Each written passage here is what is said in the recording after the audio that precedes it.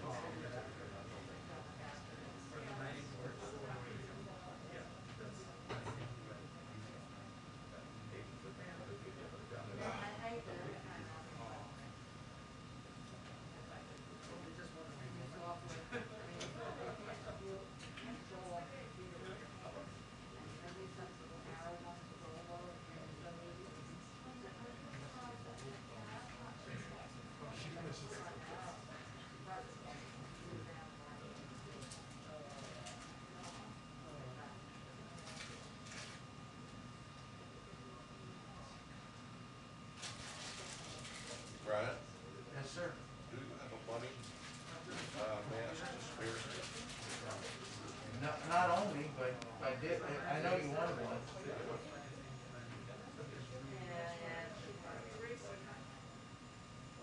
I want to visit. We got those coming. You do? Yeah. I'll wear that one here.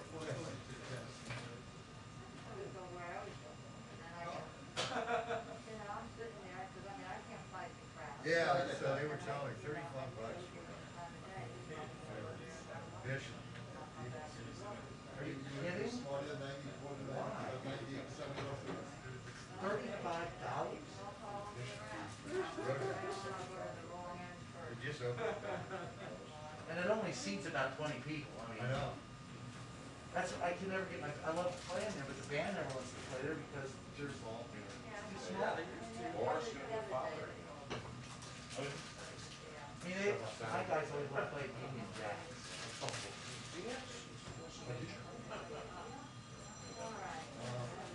Yeah, I saw it.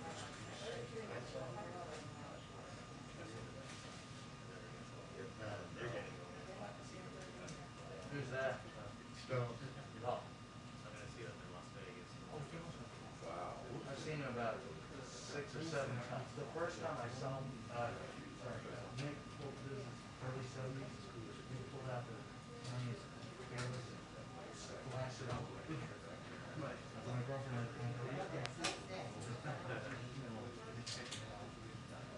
That's what got me trouble.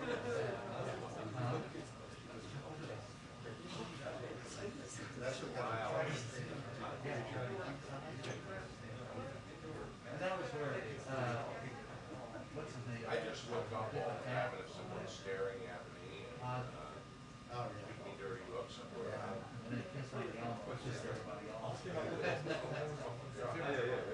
I saw the Stones at San Antonio. I saw McCartney twice.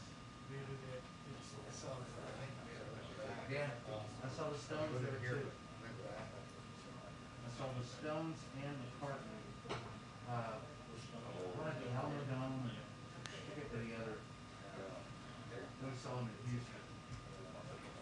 But what was funny is I took, I think we saw him here, 2007, I took Glenn to see the Who here in town.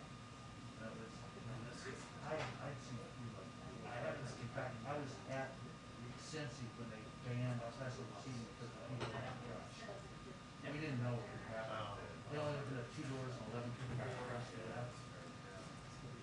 I was there for that concert, and so I'd seen who a bunch of times, and so I'm sitting in the Drinking some super pop. with Wyatt or Brennan, and all of a sudden, you know, the general aromatic smell of marijuana. I'm going, Jesus, I'm back in my brains. You know, when they're passing joints, you know, like they did. Well, I got to see the Stones last time I was here, and then I had tickets for the Stones. Yes, I had tickets for the Dead Space. We got both to see you. So I got my gal, I went to the Stones and then to you.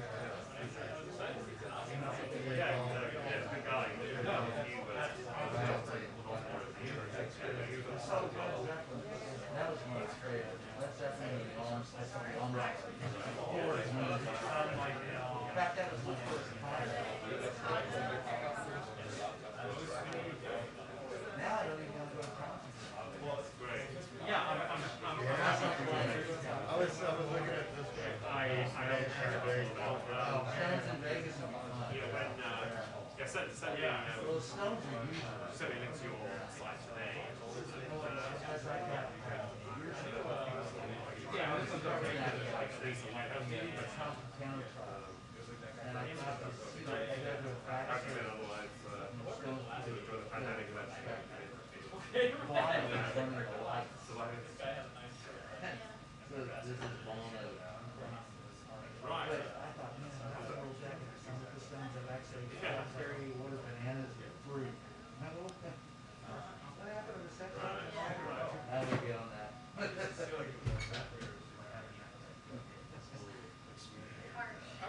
Sounds good, thank you.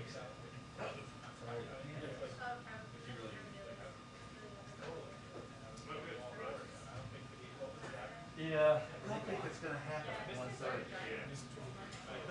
Jim? And they have a guest. Sure. Yeah, that's great. Thanks very much. Yeah, good luck. Hopefully, I mean, the unfortunate thing that we have to avoid now is that these days we don't talk about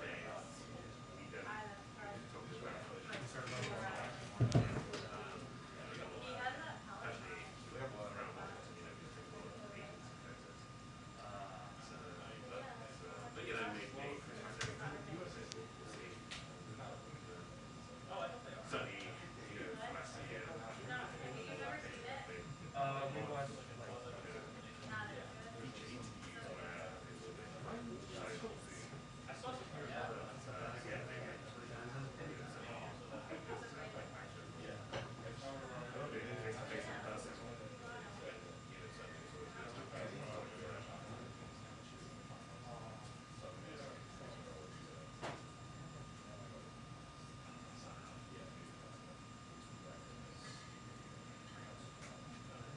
Definitely. Yeah, yeah. All right, great. Well, yeah, hopefully, speak soon. All the best. Cheers. See ya.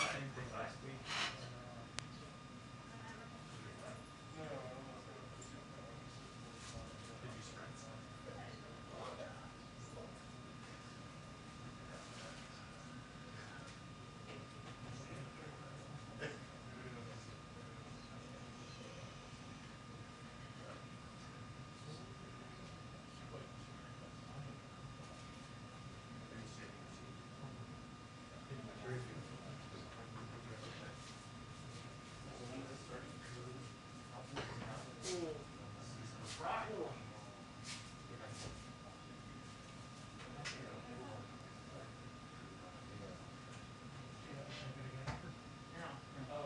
Now, when I got back, lost about one and a half times. But as I got back in, I canceled it and saved it as a draft. So anyway, it's all here now. I have to cancel all the general stations. And I had to open it up again.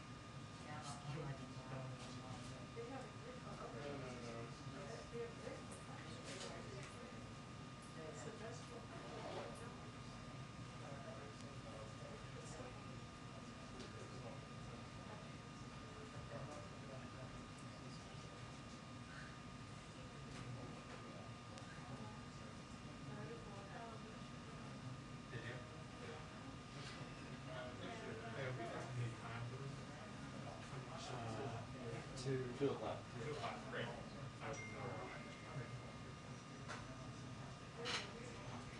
Yeah, 2 o'clock, 2 o'clock. Do I hear 2:30, 2:30?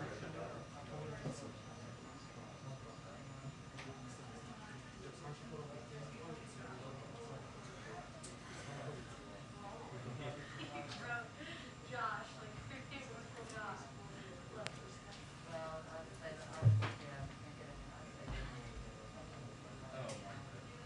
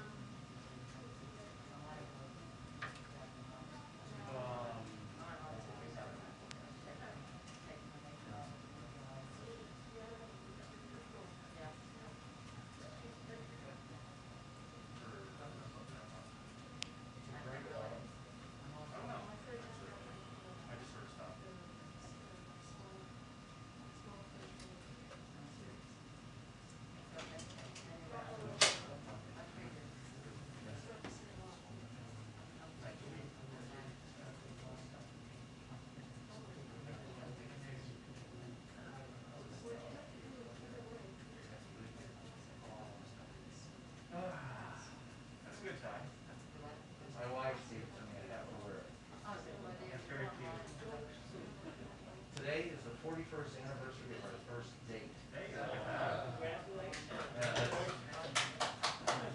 had to wear the tie. She bought me the tie.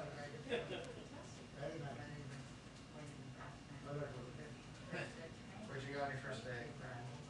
We were at the University of Missouri. We went out to see The Empire Strikes Back. Ah.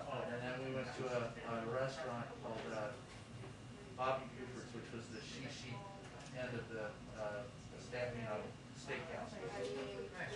That's great. Yeah. Our first was back then.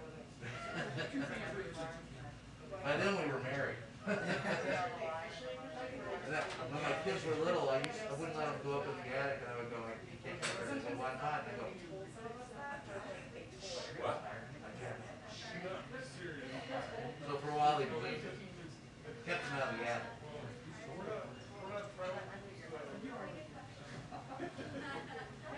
For 41 years, I'm still 19. What's going on? I can't be 41 years.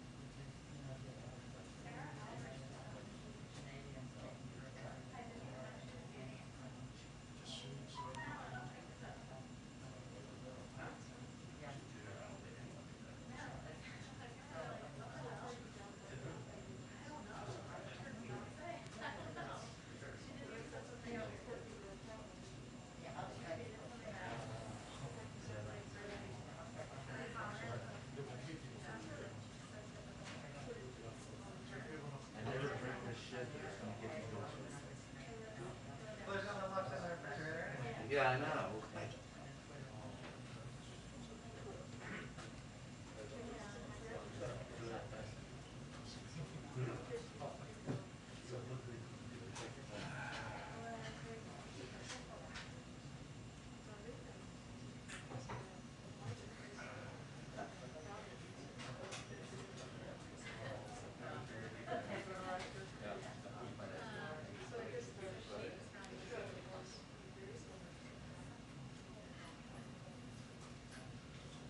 Step outside where I can choke this shit.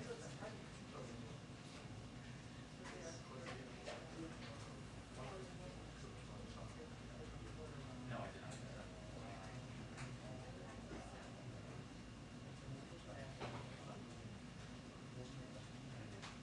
Oh, like literally.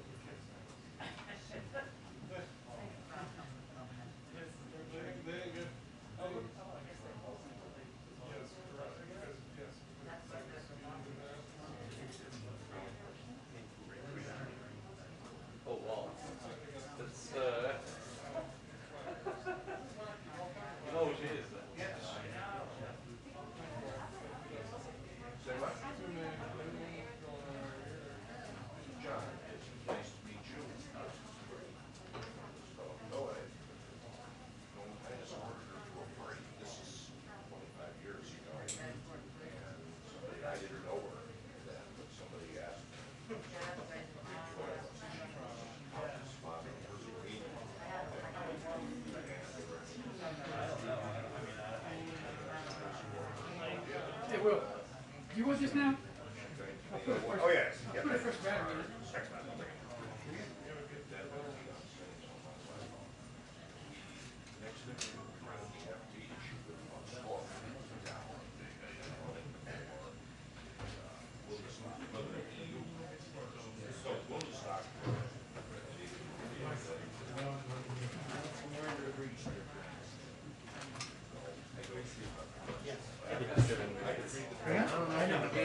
That should be enough.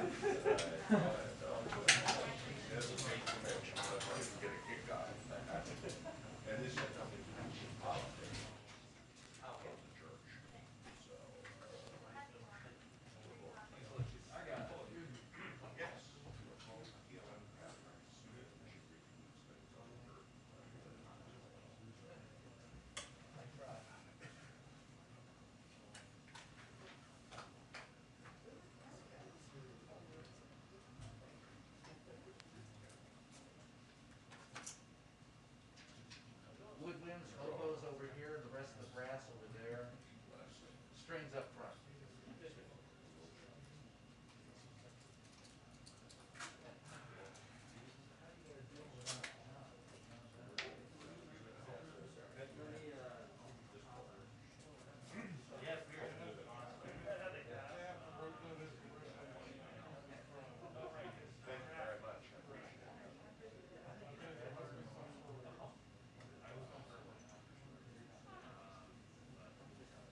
Y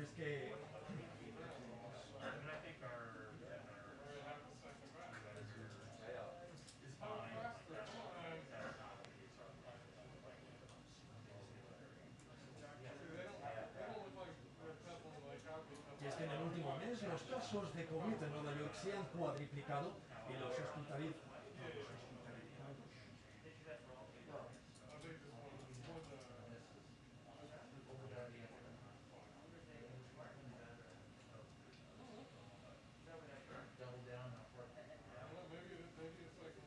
Y es que en el último mes los casos de COVID en Nueva York se han cuadriplicado y los hospitalizados se han duplicado. La alternativa a la vacuna serán estrictos controles. Pese a las alarmantes cifras, el gobernador del estado no ha hecho obligatorio el uso de mascarillas como recomiendan las autoridades sanitarias del país, y la misma Casa Blanca afirma que no tiene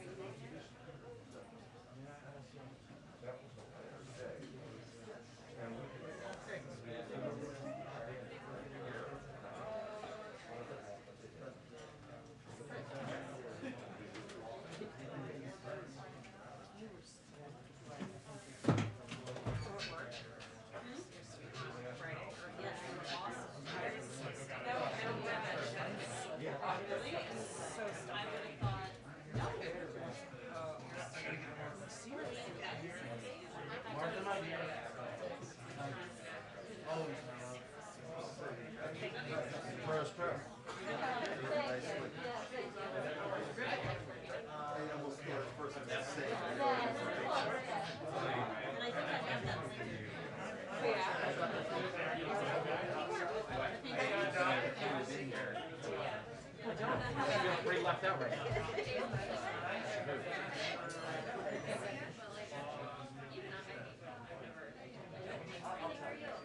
no big deal. I didn't want you to freak out. Nothing to freak out.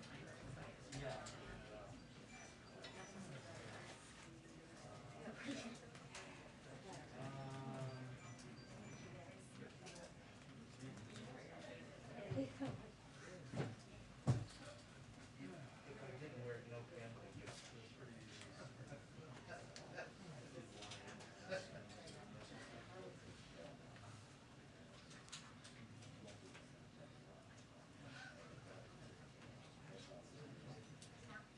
Because if I turn on this CG bigger than you know that I'm done.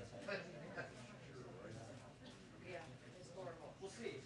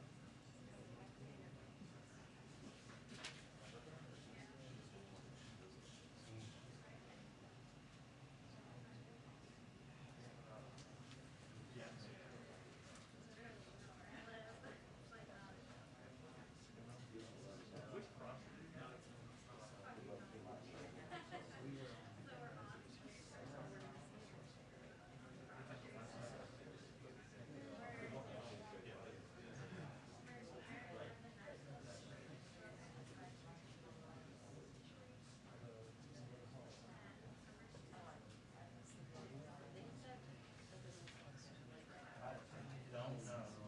It's been spotty for me, but that's just, I don't practice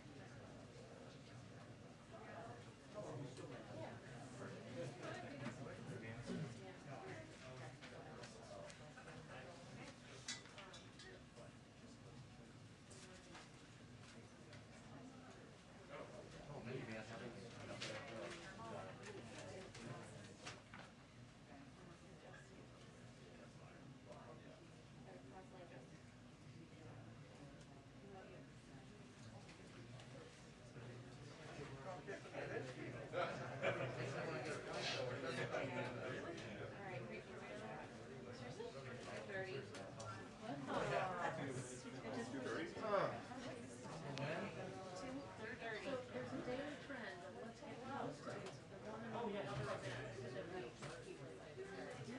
I've seen that before.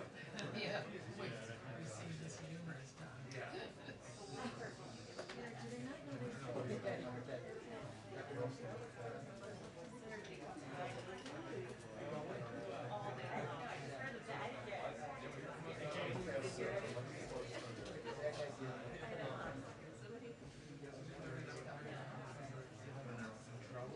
Yeah, they back shit up to.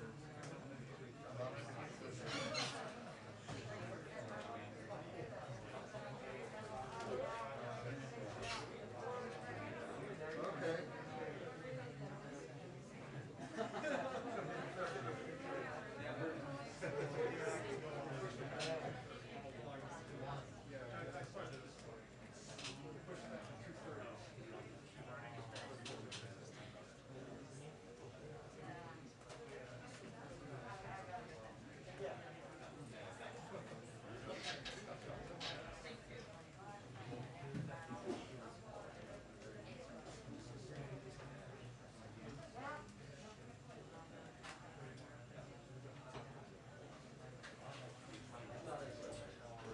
Like I said, you're the best.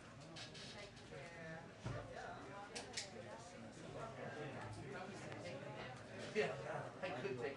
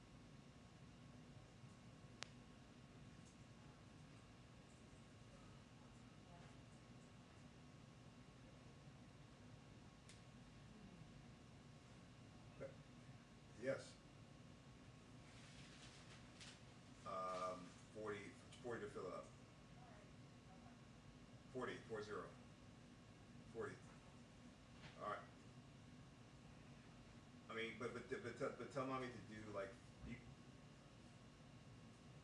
You can do it after. Tell her.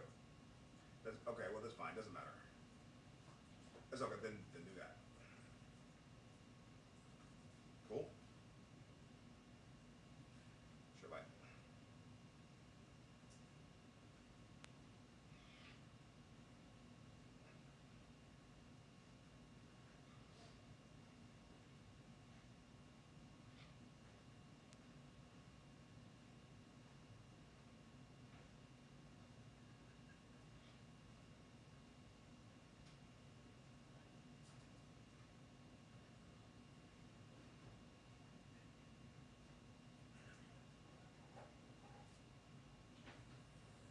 Dun dun dun.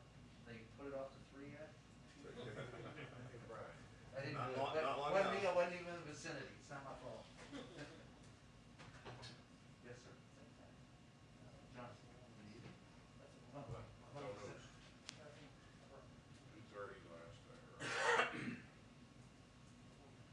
2:30, 2:30. Do I hear 3? Do I hear 3? Going once, going twice.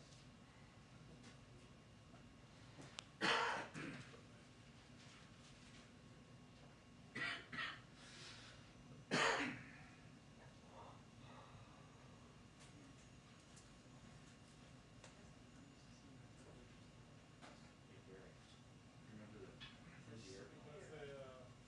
Looks like I picked the wrong week to start.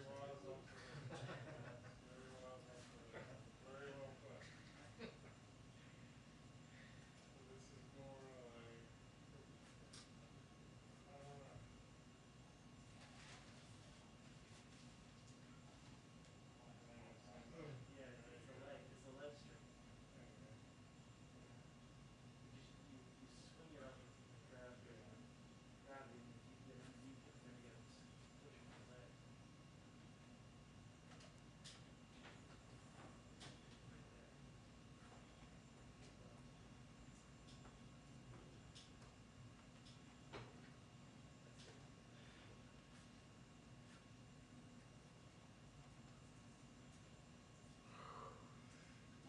That's it.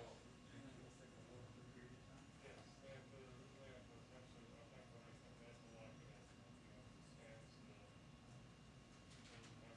And then they just keep adding weight till no one can do it.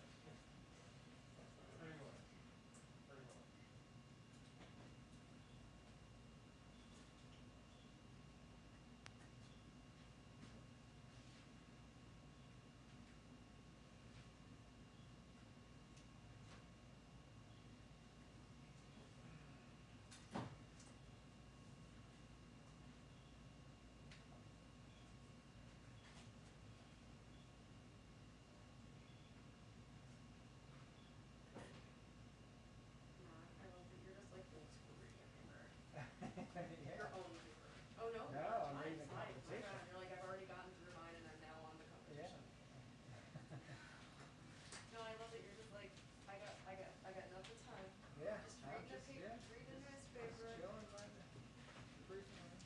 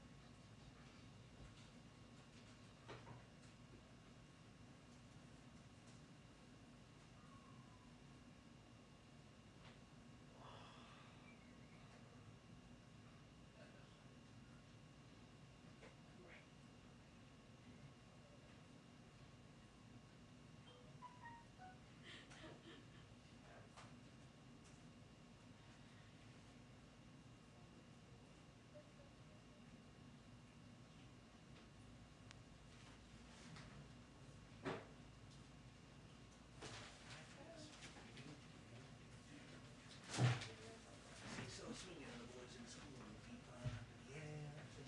Oh, I got that some of them. Now I got that earworm.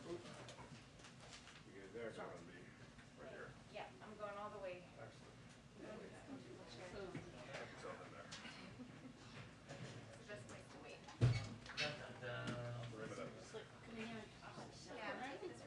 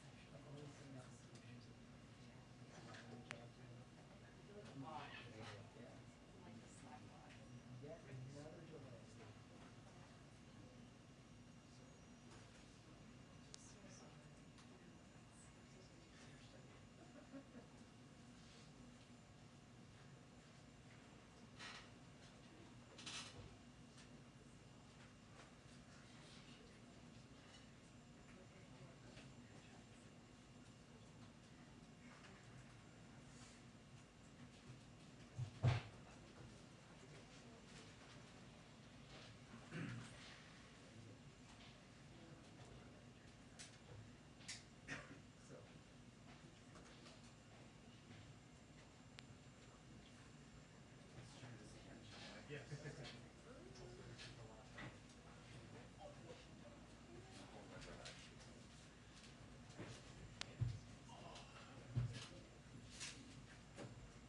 certainly look familiar, we've met before.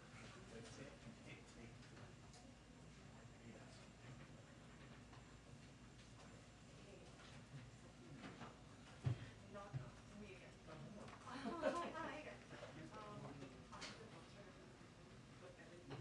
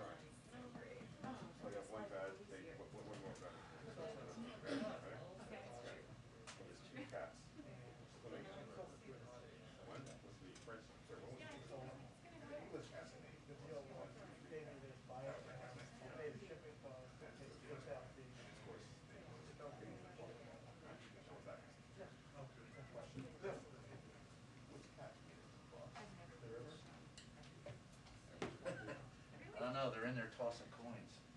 It probably has something to do with cat being four and French. So I guess the French cat made it across? Okay.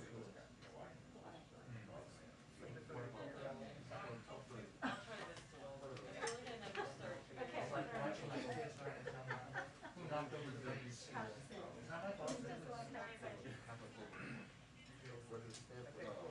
What's the eternal?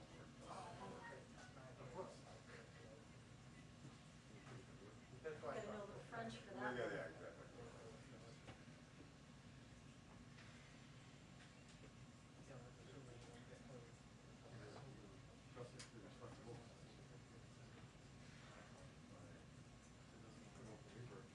Yeah, I was checking it.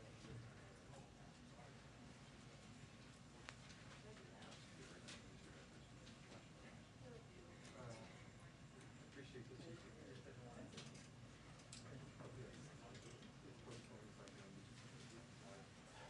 Yeah, it's better than, it's nice.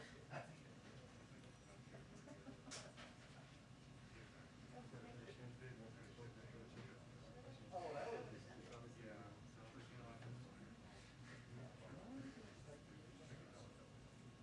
Yeah, obviously he did not hear. Oh, yeah.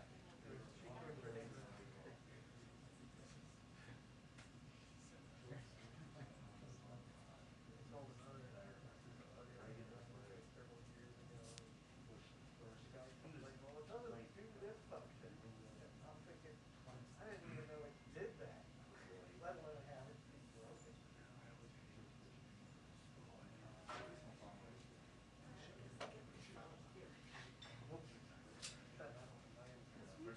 Yeah, yeah, I gotta pay full for it. Yeah. But.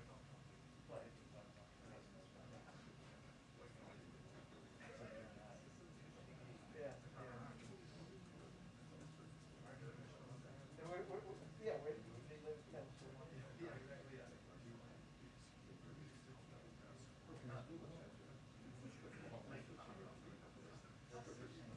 I'm sorry, my Jen said the shop. Well, the teachers are gonna rely on us. Well, they through almost scenarios.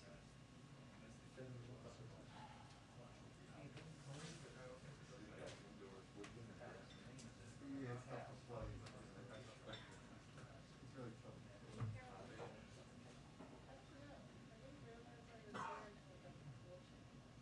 What? Really? Who are you here for? Better. Oh, man.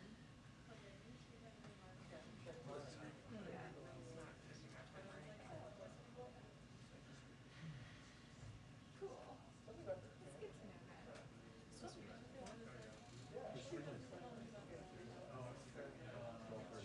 Right, yeah.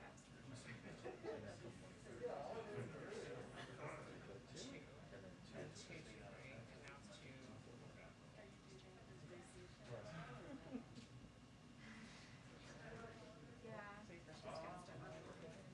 Yeah. I'm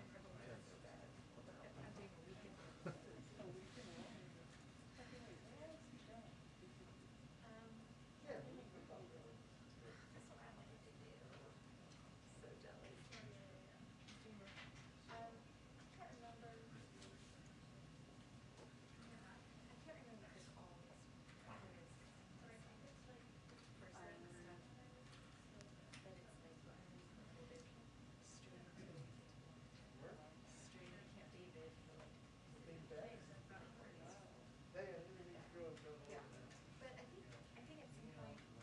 They go out for this.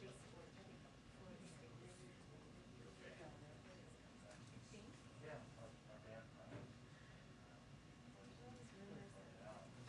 Just started. I'm guessing that Travis to say that the briefing's gonna start at 3. Huh? Adam's nervous too. Just like, go exactly. He's scared of the beach. Playing the game there. That is rough. Yeah, mine did too. Yeah. He's not sure if they're going to trip. I'm Candy crushing it.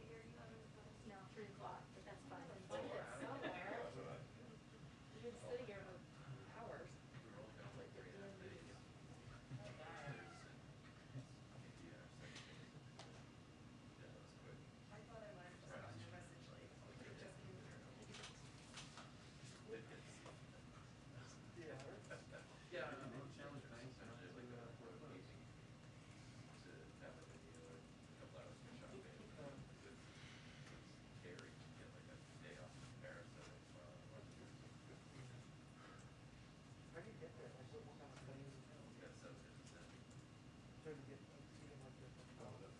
Not quite that luxurious. There's always a few seats that are larger seats that are released to the press, and so those are called first class. Those seats like information seats, but there's a lot.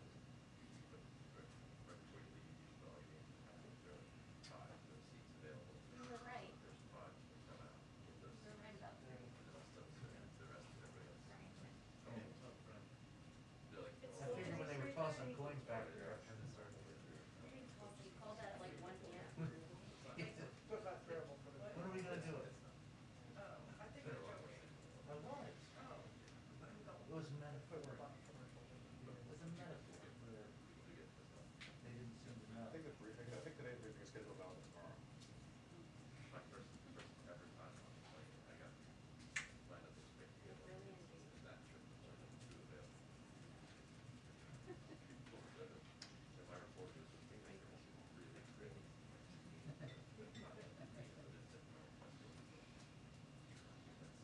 Official says a lot of the onion. Sometimes they'll try to spec you a little. Oh, right.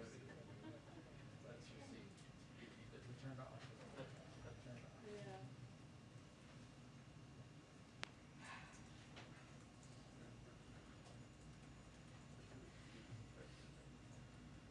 The fact that they do, like, they work here for the battle space right now. Yeah, yeah.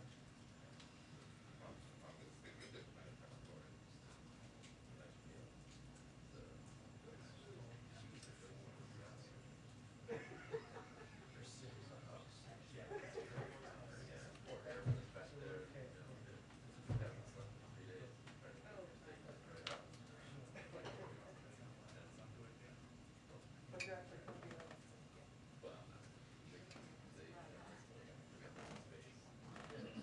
So, commercial press related. They probably, there's probably, they're good at thanking for it. But it is military doing it. It's kind of like Arab art. Right, but the Air Force One is military, and those guys are always, they're like consistently very good.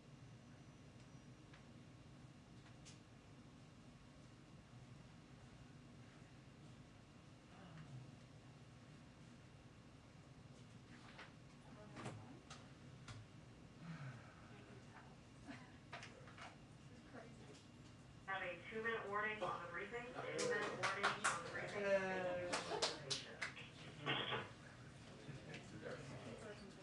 We still have 2 minutes for not to have it on time.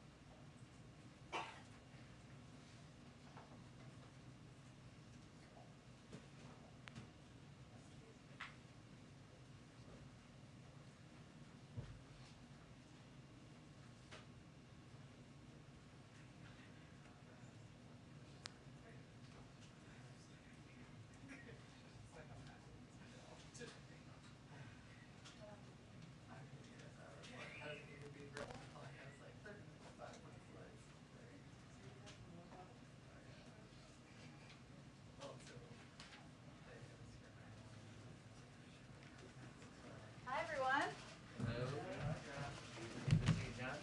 Hello. Hello. Thank you.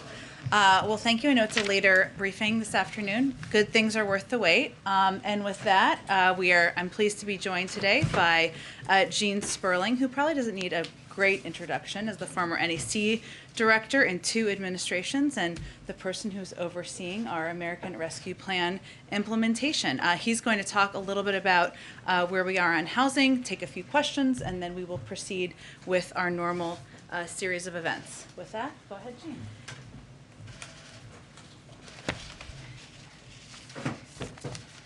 Thank you. It's good to be back.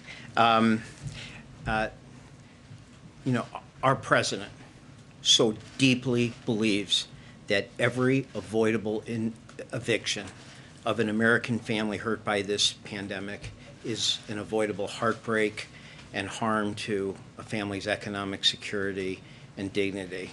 And he has worked and instructed us from day one to do everything within our power to prevent unnecessary evictions for those who have been hurt through this pandemic.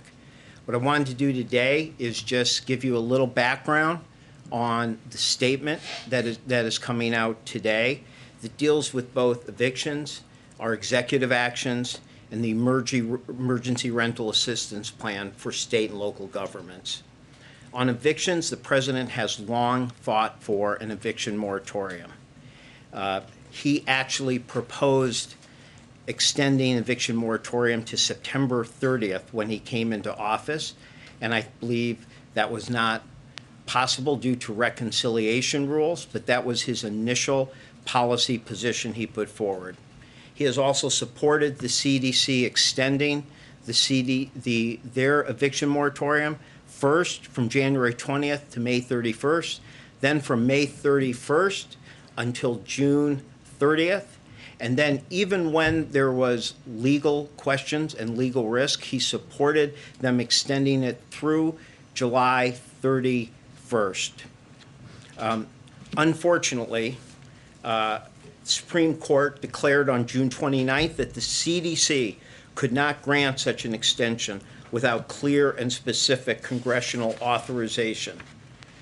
But given the rising urgency of the spread of the Delta variant, the president has asked all of us, including the CDC, to do everything in our power to look for every potential legal authority we can have to prevent evictions. To date, the CDC director and her team have been unable to find legal authority even for a more targeted eviction moratorium that would focus just on counties with higher rates of COVID spread. But again, the president's focus is for us to do everything within our power, or I should say everything within anyone's power to help prevent unnecessary, unavoidable, and painful evictions. One of the things that he is requesting today is that state and local governments extend or pass eviction moratoriums to cover the next 2 months. Right now, 1 out of 3 renters who are behind in the rent are actually protected beyond the federal eviction moratorium by extended state and local evictions moratoriums. The president is asking that all governors and mayors follow suit and extend moratoriums for for 2 months. 2, this president is asking that his departments that provide mortgage-backed lending extend whatever eviction moratoriums they have the power to extend. So that covers USDA and VA and HUD. 3rd, we have already announced that those with federally backed mortgages may not evict without 30 days of notice. But today the president is going further in a statement Friday and by the cabinet members and in his instruction today, he is asking that USDA, VA, and HUD and the Treasury Department as well make clear that those who benefit from government-backed mortgages or even tax relief related to housing should not seek evictions without first seeking the emergency rental assistance funding that allows, that makes landlords completely whole that can pay up to 18 months of forward and back rent and utilities, that we want anybody who's got a government-backed mortgage to seek that type of relief. Finally, as the congressional leadership discussed and asked, we are going to do an all-agency review to make sure that we understand any potential reason why state and local governments are not getting funds out, and making sure that we are using all authorities, whatever federal authority that we have, to prevent evictions. On the state and local relief, as you know, there was $25 billion in initial emergency rental assistance. Again, this is the rental assistance that can make landlords completely whole and also keep families safely housed. It is a win-win solution. Unfortunately, on January 19th, the Trump administration left by putting in place a completely unworkable, high documentation guidelines that would have never worked. So immediately, Treasury cleared up those guidelines and got the remaining funds out. After that, the president, as part of the American Rescue Plan, added another $21.5 billion of emergency rental assistance. Now, we have stressed, and the president has continued to stress, that state and local governments must do more, all of them, to accelerate the funding to these renters and landlords, particularly as we face the end of the eviction moratorium and the rise of the Delta variant. Now, we recognize this is not an easy task. We as a country have never had a national infrastructure or national policy for preventing avoidable evictions. Matthew Desmond, many of you know, the author of Evictions, has estimated that 3.6 million evictions are filed every year in non-pandemic years, and often for amounts as little as $500 or $600 of back rent. So we realize that state and local governments are often being asked to set up some programs from scratch. But we have listened to their concerns. We have listened to the concerns of others in the housing community, and we have responded. On May 7th and June 24th, we put forward significant guidance that made it clear that you can have simplified applications. You do not have to have documentation for income or non-traditional income or to show your hardship. We put out things that allowed you to pay landlords in bulk payments or utilities for many tenants, and that you could use the funds not only to keep people in their homes, but to make sure that you could help people find new housing or help those homeless or at risk of being homeless. With these reforms, we have seen many states and localities start to succeed, from Louisville to Houston at Harris County to Virginia, to the state of Virginia. Many places are succeeding. We did see in June the numbers double to $1.5 billion in assistance that went out the door to renters and landlords, helping 290,000 tenants. We expect these numbers to grow, but it will not be enough to meet the need unless every state and locality immediately accelerates funds to tenants. The president is clear. If some states and localities can get this out efficiently and effectively, there's no reason every state and locality can't. There is simply no excuse, no place to hide for any state or locality that is failing to accelerate their emergency rental assistance fund.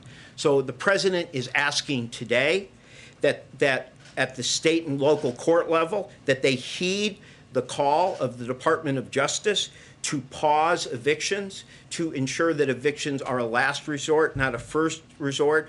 For those of you who remember, this is what the Department of Justice, Vanita Gupta, put out a major statement on, and what we did the White House summit with 46 cities to work and encourage them to use these kind of diversionary proposals to avoid evictions.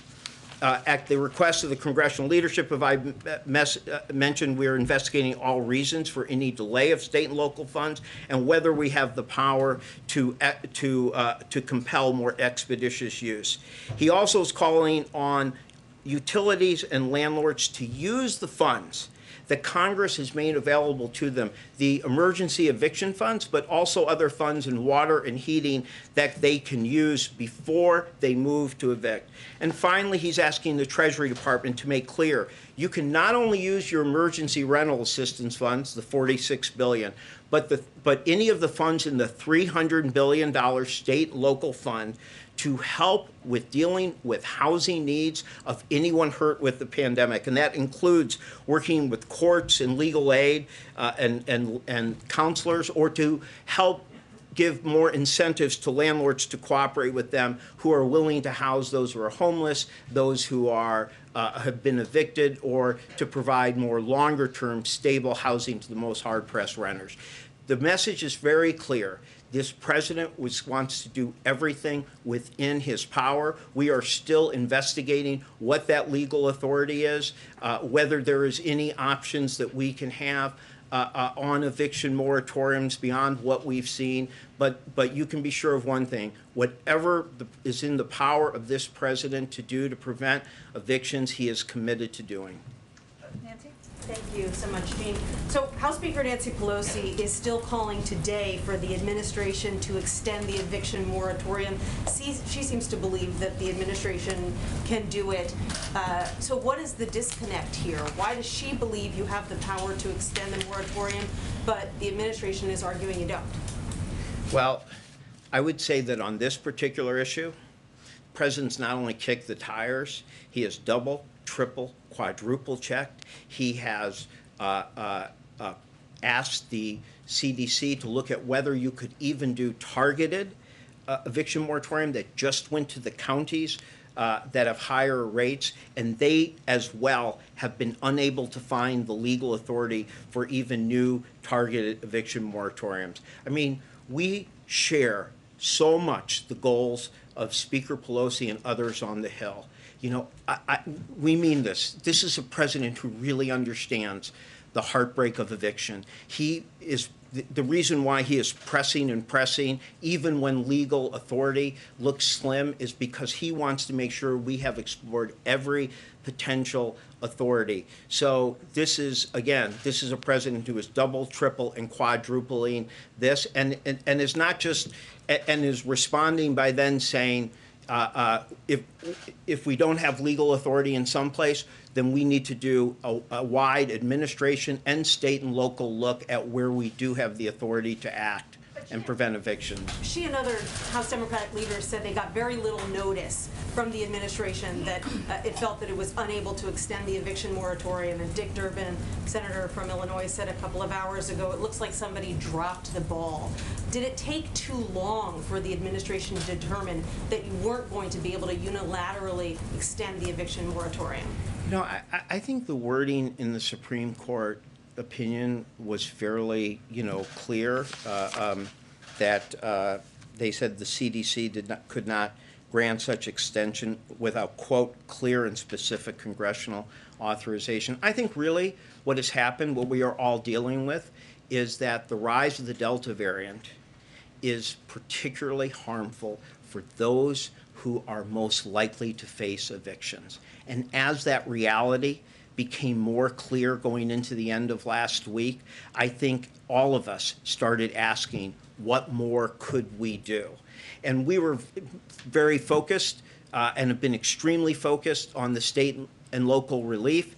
Many of you might have saw that on the 28th, we did a massive wide effort to get news out to tenants and landlords where they could go. I compliment those like PayPal and Venmo who put it on the front of their app, and tens of millions of people saw it. But I think that when the Delta variant started to rise, and that it hits this particular, that it's likely hit harder the people most likely to be low income, unvaccinated, that there was just an effort to go back and again double, triple, quadruple check. And I think I think we were in that, and I think other people on the Hill have also been in. So this was us responding to a new reality and doing so with this aggressive set of actions that President Biden has asked, both at the state and local level, of his executive team, of even landlords and those who run utilities.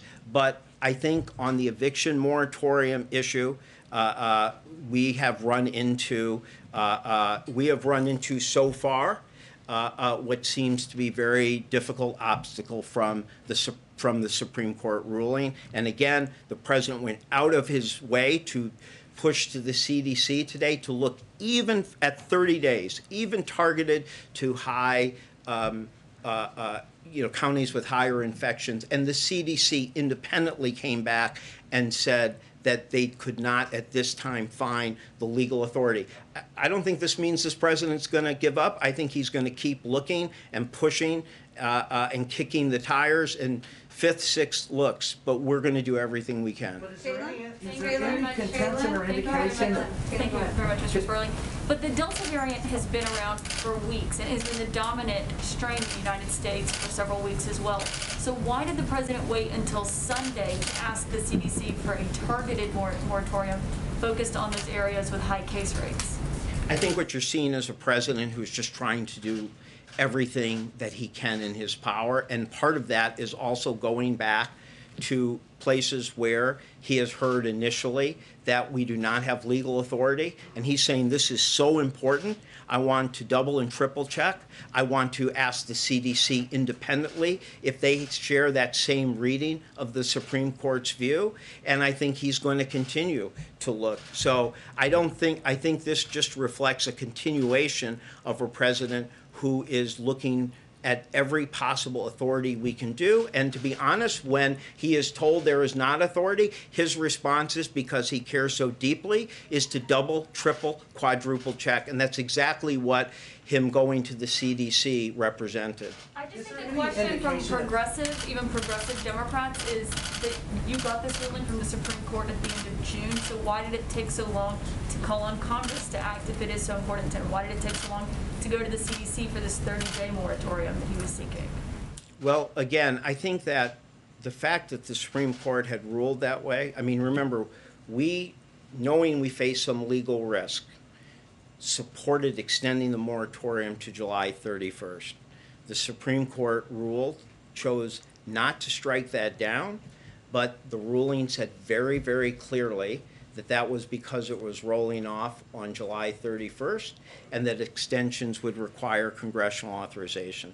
That is clear. Those wordings are nothing special for us. They're something anybody here, can read. I think what you saw was that as the Delta variant was worse, that there was just, the passion to not only look for everything we knew we had the power to do, but a lot of what he's doing is asking us to check, double check, triple, quadruple check. And that's also in terms of what he's asking those of us in the White House to do with the agencies. Where agencies have given more narrow opinions on their authorities and powers, he's asking us to go back and push. On, again, the state and local moratorium, this is not insignificant. 1 in 3 people are in states where they have some additional length of protection due to state and local moratoriums. The Supreme Court does not affect that. So he is asking to extend that as well. So again, I think, what you're seeing here is a consistent behavior. And I think the truth is many people came to the same realization, which was that even though the eviction moratorium was supposed to end on the 31st, even though the CDC had said it was their last extension, even though the Supreme Court had seemed to clearly state that beyond that had been would require authorization, there was still a desire, a passion by this president to go back and say, are we sure? Are we sure? And he is still asking that question, and that's what he was pressing with the CDC. So it's not that this is the first he's doing on this. This is part of a continuation of him looking down every corner, kicking every tire, doing everything we can for whatever authority we have or policies we can do to protect people, protect against unnecessary evictions, particularly of those who've been hurt by the pandemic. Is there any indication, or is it the contention of this administration, that the undistributed funds that the state and local governments haven't distributed haven't been done so for political reasons? And if so, what's your reaction to that? I'm sorry, that they haven't been distributed? That they haven't been distributed. You are investigating the non-distribution of some of those funds. I think much of it, I mean, again, I think that our country did not have a national infrastructure for doing this. I mean, $1.5 billion went out in June. That is not nearly enough. That is certainly more than has ever happened in a month in our country. So Congress asked us to set that up, for that to be imposed at a state, local level. So it requires every state and local government, many of them, to set up processes. So I'm not, again, I understand the challenges they were facing. But right now, there's no excuse for somebody having a complicated application process. There's no excuse for somebody to have excessive documentation. Your government has told you that you can create very simple application processes, and you are able to see that your peers in other states and cities are successfully implementing this. And so this is the time where we want to especially say there's no excuses. If it works in some places, there's no reason it can't work in every place. If you ask me, I think there's a lot of excessive cautiousness and conservatism. And you know, at some point you have to push people that we are giving you the flexibility to get these funds out. We are not telling you, you can rely on self-attestation for hardship, for income. You can rely on bulk payments. You can rely on factual predicates like how low income the housing area or neighborhood is. At this point, some places may still feel like they have to be overly careful and cautious, and we are saying, no, you don't. You need to get these funds out. But I will say the following, too. The American Rescue Plan, in addition to this funds, gave people $350 billion in state and local funds. Those funds are also available. So when people say, well, we need more counselors, or we could do more mediation if we could hire mediators or legal services, or we could help support the court systems, you know, helping to tell people to first seek emergency rental assistance. They fully have that ability. They, in fact, have two pots of money. They can go from the emergency rental assistance, or they can go from the American Rescue Plan. So what can you do about that? I'm not going to tell you that Congress gave us a lot of sticks and punitive measures and carrots, but we're doing everything we can, and we have. If you look at the May 7th guidance that we did, it was very significant, and it was widely praised by advocates around the country. It sped up the time that you had to give funds to a tenant directly if a landlord didn't participate. It made clear you could do bulk payments. It made clear you could rely on self-attestation. And then when we heard that there were issues like they weren't sure they could help people who are homeless, we came back on June 24th and made clear that you could for a future debt obligation. So again, I understand that hard is hard, and setting up a national infrastructure on emergency rental assistance, you know, immediately is a challenge. But I think we are now at the point where we feel people have had time. We have listened to their concerns. We have given them enormous flexibility. They are seeing their peers. They're seeing other states and cities succeeding, and there's no excuse for them not doing so. I will say that on September 30th, the one stick you have is that the Treasury Department is allowed to reallocate among places that have not used 65% of the first 25 billion. So that is something the Deputy Secretary of Treasury has made clear. And we have reached out to so many cities, so many governors, so many meetings with the National League of City, National Conference of Mayors, and many of them are working very well with us. Many of them are doing, but we are we are pressing harder now, as we should, with the end of the eviction moratorium. Okay, we're just gonna have a summer. Justin, why don't you go? Thanks. Gene, are you saying that Congress dropped the ball here, essentially? I mean, you said that they've written the plan, and you guys don't have a lot of tools to fix it. So is that what you're saying? No, not at all. I think what they did was historic. I think that we as a country have never had a policy to prevent avoidable evictions. Again, Matt Desmond says in a normal year, you have over 300,000 a month, and actually August is one of the worst. That's the average between 2000 and 2016. And the eviction lab shows that many of those people were evicted for just $500–600 of back rent.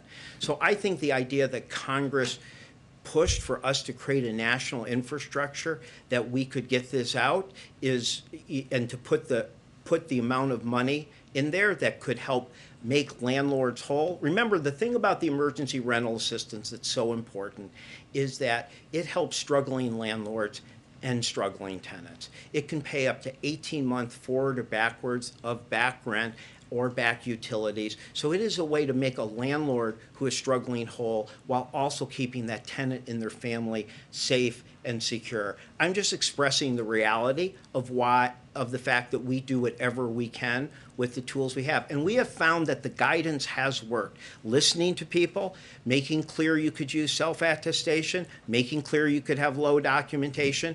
It has worked in many places. Again, I mentioned Louisville, Harris County, Virginia. That's just a small sample of the places it's working. So we think what Congress did was historic, and we think it has the potential to help enormously. And look, people shouldn't think that this is hopeless. You know, yes, people do reports of 6 million being behind, but when you look at the Pulse survey and the Philadelphia Federal Reserve, they're talking about, you know, a little less than 2 million really being a threat. We helped nearly 300,000.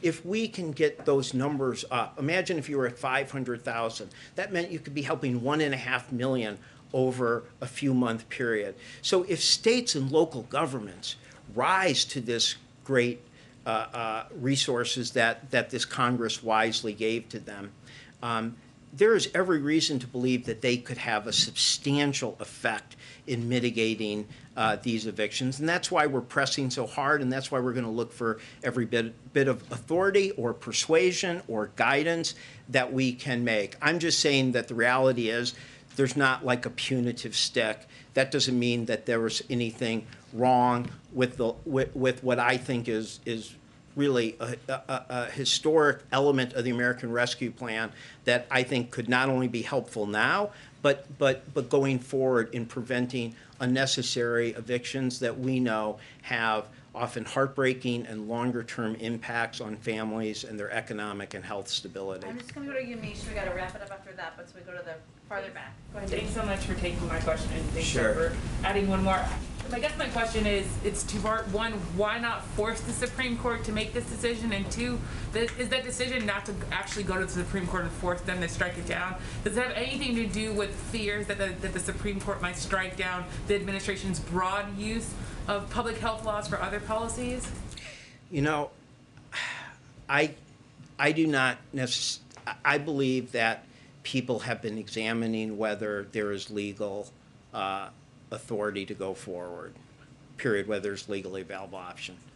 For me personally, yeah, you always have to worry about whether you do something that could create harm. That's a factor to think about. Is it an overwhelming factor? I can't tell you. But, you know, I think when you're governing, you have to look at all these issues and see. I think the president is still kicking every corner because I think if there's any chance that you could get this extension, he wants to know every available authority, but it is a consideration that I think, you know, may have affected some of us, but I can't say that that I think within our legal counsel and the CDC, I think they have spoken mostly about simply whether there is that legal authority to go forward. But again, I want to make clear, you've seen this president is continuing to double, triple, quadruple check on those issues, and to ask all of us to look in every corner and kick every tire and double, triple, quadruple check if there's any possible way that we can forward. What might be the things that you're worried about the Supreme Court striking down? What maybe unintended consequences? You're trying to get me in trouble with Dana Remus? Are you like trying to make me persona non gratis with our general White House counsel? I'll pass. Is it 2 million people though? Is that the number that this White House believes could end up losing their homes as a result of this? I am saying that those who are those are people. Those are the estimates for 1.4 to 1.9 are people who fear that they could be at a deeper level. A significant percentage of them are in states where there's eviction. The moratorium is increased. We have lots of indications that the kind of diversionary policies that we are doing is helping. And also, remember, we're at almost 300,000. If we're up to 400,000 or 500,000, then you could be talking about helping well over 1 million people in a few-month period. But what I'm trying to say is that we are pushing hard because we do believe that if state and local governments were to accelerate, if all of them were to do as well as the best performers are, what I'm trying to say is that it could make a sizable impact on mitigation because those type of numbers over a few month period, you could have a substantial impact. That said, not everyone. But what's the number that America should brace for? How many people does this White House believe could lose their home because of this? I do not have an estimate. What I was trying to discourage against was the use of just the largest. I mean, sometimes people are just using what is the percentage of 45 billion or what is the percentage of everybody who says they didn't back pay, and it can make it seem like it can understate the degree of progress. If you feel like being able to help several 100,000 a month over a few months, it could matter a lot. And if we could get all the states and local governments, I'm saying that you could make a sizable impact. Millions. What's that? Do you foresee millions of people losing their homes? No. Okay, Gene, thank you very much. He's available. He works here, so No. just to help us out more. No, I don't. I just was identifying what the more targeted estimates are of the people who say in surveys that they feel at some point, not just, at some point, and that's why I'm saying that's why the assistance is so important, because you could hit a sizable impact of people who could be at risk each month if everybody was operating. Could be a meaningful number, though, every eviction is a heartbreaking, so I don't want to play down those who could still face it, but just to stress that the state and local governments accelerating. We're at 290,000. If it keeps getting larger and larger every month and sustains for several months, that it could have a sizable impact. Thank you. Thank you, Gene. Thank you. As a native, though, it's Louisville, not Louisville. Okay. They're just the team that beat Michigan in the finals. Learning new things every day. Okay. Couple things for you all at the top. In addition, today the Department of Education released their Return to School roadmap of great interest to many parents, students, educators, and communities across the country. It outlines the community resources and support they need for a safe and healthy school year this fall. Thanks to the American Rescue Plan, every school has the resources they need to ensure every student can learn in person, which is absolutely remains our objective.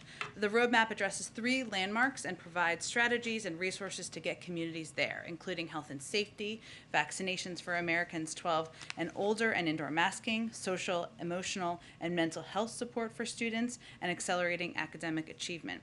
The president has been clear that it is a top priority to have children in school in person full-time this fall, and he has secured the resources to help ensure we can do that safely. I'll also note that I've invited Secretary Cardona to come join us in the briefing room this week, so we're working to schedule that as well to give you all a briefing and an update. I also wanted to note that with Congress on recess for most of August, we are launching a huge push throughout the month to promote President Biden's Build Back Better agenda and highlight the success of the president's first 6 months in office, especially in delivering economic relief to the American people, creating a record number of jobs for an administration's first 5 months, and spurring on the fastest economic growth during the first half of the year in almost 4 decades. In addition to a regular cadence of White House messaging to support the Build Back Better agenda, key principals, including the Vice President, the First Lady, the Second Gentleman, will fan out to hold events in communities across the country, touting the President's Build Back Better plan to drive more economic growth and invest in America's middle-class families by cutting taxes for families with children, lowering health care costs, and meeting the moment on climate change. The President will also promote his agenda throughout the month. They'll be joined in that effort by the Cabinet, which will be stumping in every corner of the country on the importance of passing both the bipartisan infrastructure bill, can we call it the BIB now? I'm going to try, and the Build Back Better agenda to invest in our economy's strength, make life better for all families, and confront the existential challenge of climate change. As part of that, in the first 2 weeks of August alone, 14 cabinet secretaries will travel to at least 26 cities in 13 states and the District of Columbia, with additional events being added. As just one example, Secretaries Walsh and Raimondo will be heading to New York City this Wednesday to highlight the broad support from both labor and business community for the president's economic vision. With that, Jonathan, kick us off. Thank you. First, one follow-up to the evictions thing and then moving on to foreign policy. Quickly on this, from the briefing we just received, it seems like the White House does not want to challenge this in court. But lawmakers, Democratic lawmakers who are unhappy with the response so far are basically saying, and I'm paraphrasing, don't let Brett Kavanaugh stand in the way of this. Why not take executive action now to direct the CDC and deal with the court later on? Well, I think what you should have taken from the statement that was put out right before the briefing, and also Jean joining us in the briefing today, is that the president has not given up the option of legal action. He has asked his team to look to kick the tires, just to keep the analogy going, and look at every authority, every option we have to keep more people in their homes. That is his objective. At the same time, he's also focused on the policy options that are at play, whether it's encouraging states to use funding, to get the funding out, to extend the moratorium by 30 days, 60 days in some states that can keep people in their homes, and to see what other policy options we have at our disposal. So we are using every tool we can. We are still kicking looking at legal authorities to see what is possible, but he's not going to take a step without legal authority to do so. How much more time is he going to kick the tires? Well, it's clearly a priority to the president, given the extensive statement we put out this afternoon. He was laser focused on this all weekend, I can confirm for you, and has been from the beginning of the administration. I mean, as a reminder, I know Jean touched on this, but he wanted to see an extension in January in the American Rescue Plan. It obviously wasn't in there. The CDC extended the moratorium not once, but 3 times. We made clear when we did the last extension that that would likely be the last extension because of the legal limitations. But he's going to keep pushing to see what the options are available to him and if there are any additional options available. And then the foreign policy matter. Now that the United States, per the Secretary of State's statement yesterday, agrees with Israel and the UK that Iran was behind the attack against the ship, would the U.S. support an Israeli retaliatory strike on Iran? And how does this matter impact at all the U.S. position in the indirect nuclear talks if they restart?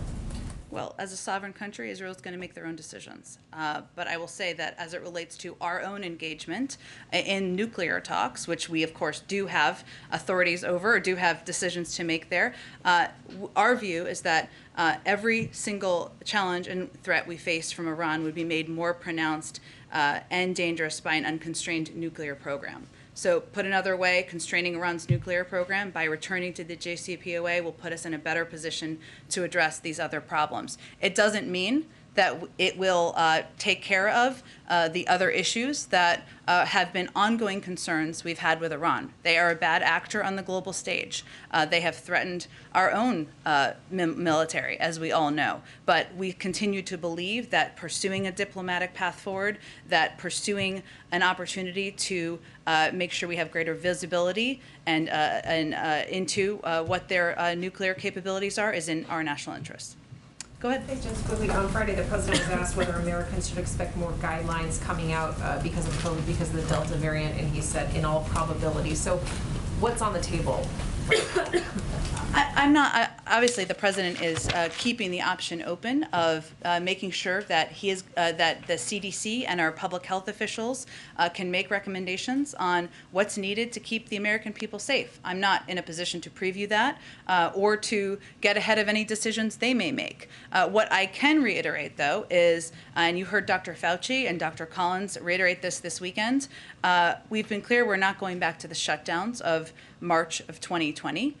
We are not going back to the economy shutting down. We've made too much progress. Too many people are vaccinated. There's been too much progress on the economic front. But again, he has said from the beginning that we are going to be guided by the science, guided by our public health experts, and we're not going to take options off the table of what they may recommend. And then just on Israel, but different topic, the NIH director says he doesn't see a need for booster shots if we're seeing this model out of Israel, suggesting that boosters are beneficial. So is Israel ahead of the curve on this one? Well, if you're referring to the Israel data from a couple of weeks ago, is that the data? Which was not fully extensive and fully published at the time. I'm not sure if there have been additional details since then. Our health experts continue to look at whether there would be a need for boosters. I would remind you too, we have from the beginning planned for a range of contingencies as we have purchased supply of vaccines, just in case there are boosters needed. There hasn't been a decision made by our public health experts that it is needed even for a portion of the population. If that decision is needed, we will be prepared as a government. Go ahead. Jen, also following up last week, President Biden was asked about the Justice Department or additional things that can be done for vaccine mandates. And he said that the Justice Department was looking at that. He didn't have an answer yet. Can you elaborate what the Justice Department may be looking at or exploring in terms of mandating vaccines? Well, I think Karine said this on Thursday or Friday, that a federal mandate from the federal government is not on the table. So I think what the president was referring to is the fact that employers can take that step, just as the federal government, and you've seen agencies do that, has the authority to take that step according to the OLC. So he's not looking at it the way that the administration did with mask mandates, where it was mandated on federal property that you had to have a mask. There's not a similar exploration of doing vaccines that way to encourage more people to get the vaccine. Not across the country, no. And just to be clear, can vaccinated people be indoors with other vaccinated people? I mean, is that okay for people to be doing? I know Dr. Collins spoke to this during one of his interviews this weekend, and the good news is there is a COVID briefing coming up this afternoon where you can ask questions of our public health experts, but they've not changed that guidance in the guidance from last week. They updated guidance on masks, but I certainly would encourage you to ask them that during the briefing. Go ahead. Thanks, Jen. Back to the eviction. Several states, including New York and Florida, have been slow to disperse available federal aid to landlords and renters. In Florida, some 2% of available funding has been dispersed. So I'm wondering, has the White House been in touch with Governor DeSantis, for instance, and other state leaders to see what the holdup is, and what do those discussions look like? We certainly, I can't speak to any contact specifically with Governor DeSantis about this, but we have been in touch with state authorities and localities about what the holdup is or what the delay is in getting this funding out. And as Jean conveyed very clearly, $1.5 billion was distributed in June. That was faster. That was greater than the 5 months prior or the 4 months prior. That's a good step. It's not nearly enough. And certainly getting the additional funding out there will help keep more people in their homes, which is our goal, which is Speaker Pelosi's goal. So absolutely, we're in touch with local housing authorities and leaders in states to ensure they're moving this ball forward. And then in light of the ACLU's decision to go back to court over Title 42 and push the administration to roll that back, does the president view it as a Trump-era restriction that he just needs more time to unwind? Or after roughly 6 months of using it, does he now view it as a necessary tool to maintain control of the border?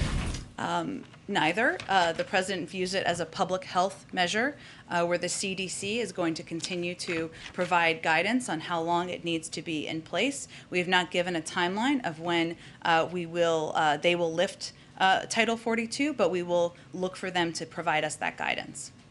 Go ahead. And about public health at the border, is the president concerned that migrants who are coming in great numbers are not being tested for COVID at their first point of contact with Border Patrol? Well, let me give you a little bit of an understanding of what actually happens when people come across the border. First, as to Katie's earlier question, there's been no change in Title 42, so families and single adults are expelled, if possible, when apprehended at the southern border. That's step one. Those who can't be expelled are often placed, and this is, I think, goes to your question, in alternatives to detention programs while their cases are being reviewed. CBP provides migrants with PPE from the moment they are taken into custody, and migrants are required to keep masks on at all times, including when they are transferred or in the process of being released. Our other protocol is if anyone exhibits signs of illness in CBP custody, they're referred to local health systems for appropriate testing, diagnosis, isolation, and treatment. That is our process. Okay, and then just about COVID safety, is President Obama setting the wrong example about how serious COVID-19 is by hosting a big birthday party with hundreds of people this week? Well, I would certainly refer you to the team who is working for my former boss to give you more specifics of what the protocols are in place. But I would note first that former President Obama has been a huge advocate of individuals getting vaccinated. When CDC what CDC has provided guidance on is for indoor settings in high or substantial high zones of COVID cases. This event, according to all the public reporting, is outdoors and in a moderate zone. But in addition, there is testing requirements and other steps they are taking, which I'm sure they can outline for you in more detail. But is there any concern, just because, as you've said here, and you've had people saying over the last couple of days, vaccinated people can still spread this Delta variant around. So is there concern that this President Obama birthday party might become a super spreader event? Well, I think, Peter, the guidance is about what steps people can take when they're in public settings. Indoor settings specifically was the new guidance to keep themselves and others safe. In terms of what protocols they are taking, I would refer you to them, and I'm sure they can give you more details. And just last one, so people who are watching this at home and they see, well, President Obama can have a party with several hundred people, should they think that it is okay for them to have a party with several hundred people now? Well, we certainly advise everyone to follow public health guidelines, which I know the former president, who is a huge advocate of getting vaccinated, of following the guidance of public health experts, would certainly advocate for himself as well. Go ahead, Kelly. Senator Lindsey Graham has announced that he has tested positive for COVID after being vaccinated and will be doing some self-isolating, which could have an impact on, for example, the bipartisan infrastructure. So what is your reaction to that? And secondly, does the administration feel like they need to get more sources of information on breakthrough cases, given the anecdotal experience many people are having of seeing more incidents of that, beyond just the issue of hospitalizations and deaths, but more information about how much the breakthrough cases are spreading? Well, let me first say that every single piece of available evidence shows that breakthrough infections are rare and mild, and that is according to a range of data. So according to new research from Kaiser Family Foundation from January to July, the rate of breakthrough cases reported to states is below 1%. We've seen data come out from England, Scotland, Canada, and Israel showing that vaccines are about 80% effective in preventing illness from Delta and about 90% effective in preventing hospitalizations by Delta. CDC is actively tracking tens of thousands of people in cohort studies, as I think you know, and we've talked about a little bit in here. Some of them doing weekly PCR testing, which includes healthcare professionals, first responders, hospitalized adults, and people in long-term care facilities. Also, states and hospital associations are reporting their own data. Now, we know there's an interest in getting that data. We support that. Dr. Walensky says that they plan to release that as well, which we, of course, support as well, and it's important for you all to look at. But I would note that, and I thought this was important because if you look at the power of vaccinations, you're looking at specifically the numbers according to 7-day averages of January versus July. January is, of course, the lighter numbers, and then the darker number is July. And if you look at hospital admissions and deaths, this is really because of the impact of the vaccine and how effective it is at preventing people from being hospitalized and dying from COVID. We certainly do hope that Senator Graham has a speedy recovery and experiences mild symptoms, and we wish him the best of health through that. In places like Florida, where hospitalizations are at a record level, Yeah. is there any concern about the number of resources available, rationing of care, additional equipment that needs to be sent in, or personnel to assist? Well, one, we stand ready and available to provide any assistance that is needed, whether that is Florida or any other part of the country. We've done these strike forces. We are at a very different point in the pandemic than we were a couple of months ago. We have ample vaccine. We have ample experts. We have ample resources to provide them. I will note, as you touched on there, 20% of the cases we're seeing are in Florida. There are steps and precautions that can be taken, including encouraging people to get vaccinated, encouraging people to wear masks, including allowing schools to mandate masks and allowing kids to wear masks, which is not the current state of play in Florida. So, at a certain point, leaders are going to have to choose whether they're going to follow public health guidelines or they're going to follow politics, and we certainly encourage all governors to follow the public health guidelines. Go ahead. Thanks, Jen. As you know, the UK and EU are now reopening to vaccinated travelers from the US. Can you give us an update on the decision-making process here in the US about whether and when to reciprocate? Certainly understand the question. I know there's a lot of people out there who are eager to see loved ones, to travel, to return to flights between our country and many countries in Europe. I don't have an update. There's ongoing discussions on a policy level with public health officials. As you know, we have these ongoing working groups, but I don't have an update on the timeline of a decision. And then the HHS Inspector General announced today that they are opening an investigation into this large tent camp at Fort Bliss that houses migrant children because of reports that kids were having panic attacks and exhibiting self-harm. I'm wondering, have any changes been made already to address some of those concerns, and how big of a concern has this been for HHS and the White House? Well, thank you for the question. Secretary Becerra did speak to this last week, and HHS does take every allegation of wrongdoing seriously and swiftly report allegations not only to the Office of the Inspector General, but to the appropriate local authorities. I would say that there have been actions that some of the reports of conditions are several weeks old or even longer than that, and so there have been steps that have been taken to make improvements on the ground, including children at Fort Bliss meet with a case manager on a weekly basis, and we have close to 60 mental health and behavioral counselors on site working with the children. One of the issues that was raised was the lack of mental health access, so that's a step the HHS team has worked to improve. More than 1,000 staff at the ORR at Fort Bliss have received required training, including child best welfare practices, behavior management, trauma-informed care, cultural competence, and reporting. Training is ongoing as well, and this is certainly an issue we take quite seriously. These reports were made directly to the Office of the Inspector General, and improvements have been made. Jen, we're told you have a hard out, so maybe like 2 more. Okay, go ahead. Thank you, Jen. A couple of quick questions. One on vaccine misinformation. Since President Biden and the Surgeon General, have spoken about the issue, you've spoken about it as well. Has the White House seen the companies, specifically Facebook and the other social media companies, take any steps to address vaccine misinformation? Any notable changes that you have seen? It's a really great question. I will have to talk to our team and see if there's any specific notes of improvement that we can call out. I'm happy to do that or connect you with them directly. So the reason I ask is obviously because we're seeing this increase in vaccinations again, and that seems to be tied to the number of cases going up. But we're just sort of wondering if there is anything that we can tie back to maybe some of the misinformation campaigns being contained.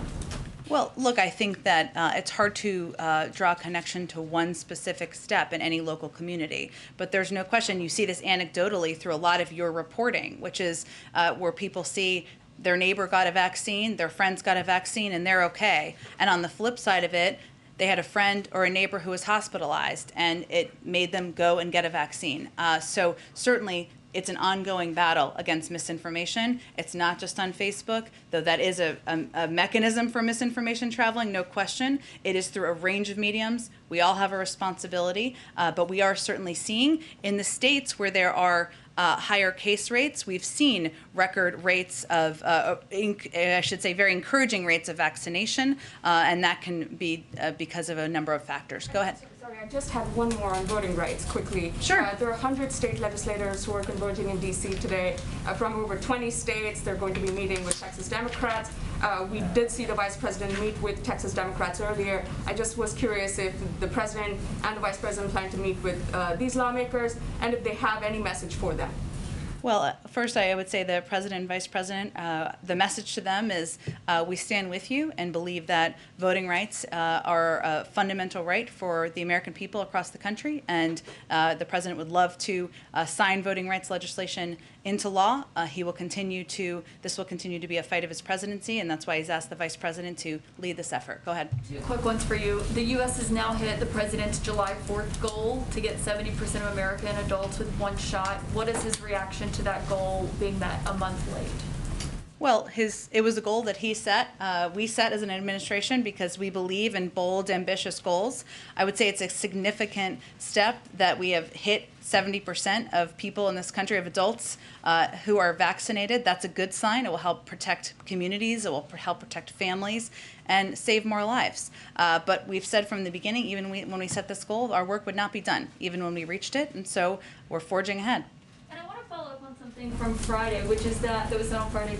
Agencies are going to be paying the cost of testing for workers who choose not to get vaccinated. Does that mean taxpayers are going to be paying for the test of federal workers who choose not to get vaccinated? I'm sure I can check with each agency. It may be different agency to agency, but it's typically would be a part of their funding. But I can check and see if there's more clarification on that front. I know we have to wrap, but Mona, I know you came in and came out, so why don't you end us off here? I appreciate it, Jen. A couple of things. I want to follow up. I was asking the President on Friday before his departure, why hasn't he, I have an inkling, but for the American people, why hasn't he signed an executive order on the VRA? That's the one thing. And then to follow up on the eviction moratorium for context, of course, you probably know there is landlord state, renter state type of situations. And so in the state of Florida, it is a landlord state, meaning the law favors landlords. Some of my research has indicated that renters are having a difficult time in a general sense, and now that they have these tools that they can take advantage of from the government, they are facing more stress and a lack of cooperation from these landlords. I've gotten a lot of that over this past week. I have been following this since a month or so ago, reporting on this weekly. And what I'm hearing more and more is that people are afraid that they're just not going to get the support because of that lack of cooperation. And I know it's been addressed, but what do you think we can do, or the government can do even further to make sure that these states and local municipalities are cooperating?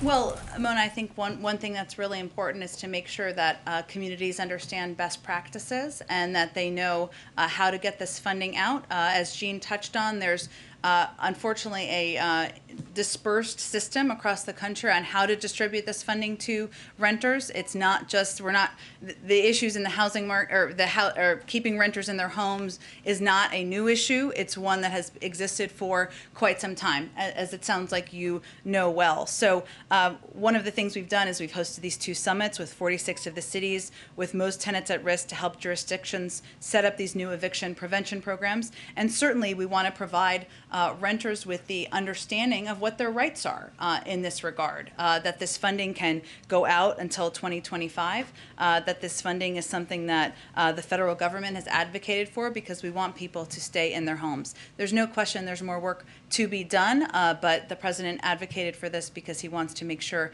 more people can stay in their homes. And you were acting about the VRA, just principally, people want to know if the President can sign an executive order for transgender rights, for example, why can't he find the same power, does he have the same power to sign an executive order for the VRA? Well, the Voting Rights Act.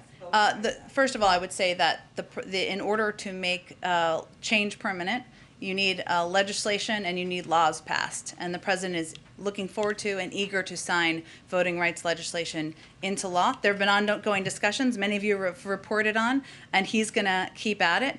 He did sign a voting rights executive order early on in the administration, a historic voting rights executive order, which provided, he wanted to tap into every authority he had from the federal government to protect people's rights, but certainly making laws permanent will protect them longer term. I know we'll have a longer briefing tomorrow. Thanks so much, everyone, for your time.